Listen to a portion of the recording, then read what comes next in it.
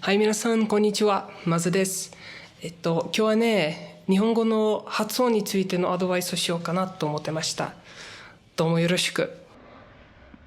Bom, eu não sou fluente em japonês, assim, mas pelas minhas experiências aprendendo e falando com japoneses e tudo mais, percebi uma coisa que eu acho que uma dica boa que eu posso dar para pronúncia pra gente que é brasileiro.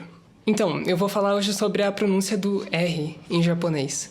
Porque muita gente acha que é uma coisa muito misteriosa, né? Tipo, mano, como que os japoneses pronunciam R? Porque às vezes parece L, às vezes eles confundem com L quando eles falam em outro idioma. Então, bom, uma forma muito fácil da gente perceber qual é a resposta, qual é a forma como eles falam esse fonema, é só olhar como eles escrevem. Que é assim. Pronto, acabou, pode acabar o vídeo. Tô me sentindo muito cringe. O fonema que esse símbolo representa, ele tá incluso o que a gente compreende como L e o que a gente compreende como R. Ele não é nenhuma coisa nem outra, mas é as duas ao mesmo tempo. Calma, eu vou explicar. No próprio português, a gente não tem só um som de R, né? É só pegar, por exemplo, a palavra restaurar. A gente tem 3 R's nessa palavra e os 3 são diferentes. O primeiro é re, o segundo é ra e o terceiro é r. Esse segundo som de R, o ra, ele é muito, muito próximo do R japonês. Então a gente tem muita sorte de ser brasileiro e aprender japonês porque a gente já tem essa vantagem a mais do que, por exemplo, um americano, que vai ter muita dificuldade em pronunciar esse R. Se a gente aplicar esse R, esse som de R do ra, em uma frase em japonês, ela vai ser uma pronúncia aceitável, assim. Para os japoneses vai ser ok, não vai soar muito estrangeiro nem nada assim. Por exemplo, vou usar uma frase de exemplo aqui, que tem vários sons de R. Seguinte frase. Brasil-jin wa yappari henna yarou da na. Tem 3 sons de R's, né? Tem o Brasil, yappari e yarou.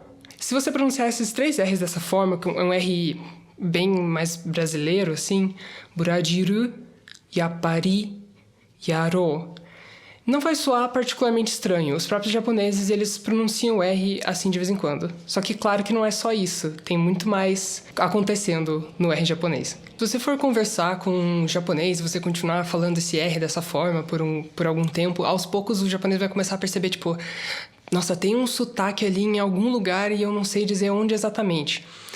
Talvez seja por causa desse R. Se você quer soar nativo, o R japonês, ele tem que se aproximar um pouquinho mais do L. Como assim? Então, tem um gráfico que ajuda a entender. Seguinte, se a gente pensar em um lado extremo o R brasileiro e do outro lado o extremo L brasileiro, ou seja, o L puro e o R puro, a gente tem que tentar pensar num ponto abstrato que seria o ponto médio entre eles, que é uma mistura perfeita entre L e R. O nosso R, quando a gente fala, a gente encosta a língua no céu da boca, né? Ra, ra, ra. O R japonês, ele é muito mais próximo de uma suavização desse R. Então você ou não encosta ou só chega muito próximo de encostar. É um pouco difícil de explicar. Tente falar o R e vai aos poucos suavizando ele, encostando ele menos no céu da boca. Ra, ra, ra, ra, ra, ra, ra. Larirurero. Larirurero. Hahifuheho. Esse som mais suave, que começa a aparecer com um L, é o ponto médio entre R e L. Quando os japoneses eles falam R, ele não cai sempre exatamente no mesmo ponto do gráfico. Então eu diria que a área onde ele pode ocorrer é entre esse ponto médio e o R puro. Eles não percebem como sons diferentes, mas eles podem acabar pronunciando, às vezes, um pouquinho diferente, sem deixar de entender como um som só. Agora eu vou falar aquela frase de novo, só que incluindo um pouquinho de L. Brasil-jin wa yappari henna yarou da na. Se você perceber, o R ele tá bem mais suave, ele começa a aparecer com L. Yappari, yappari, yarou, yarou.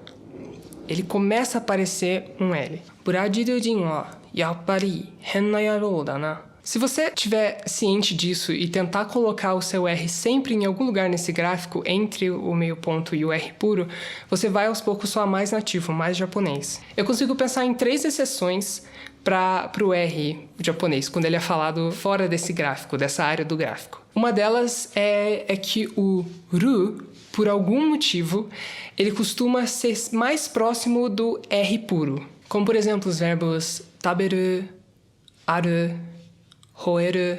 Todos esses verbos terminam em ru. Outra exceção é cantores. Por algum motivo, eles têm esse vício de... quando eles querem que soe mais emotivo, que soe mais... sabe?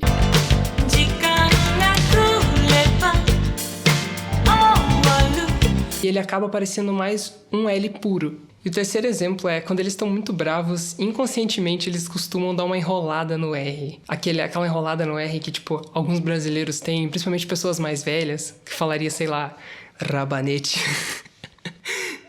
Essa...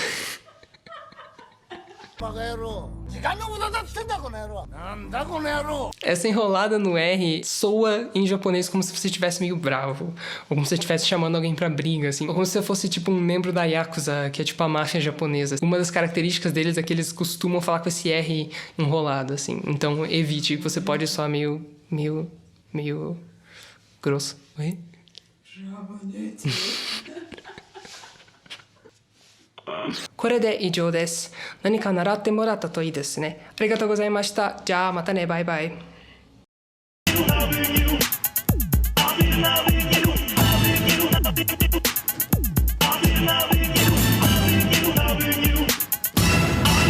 So I walk into the world.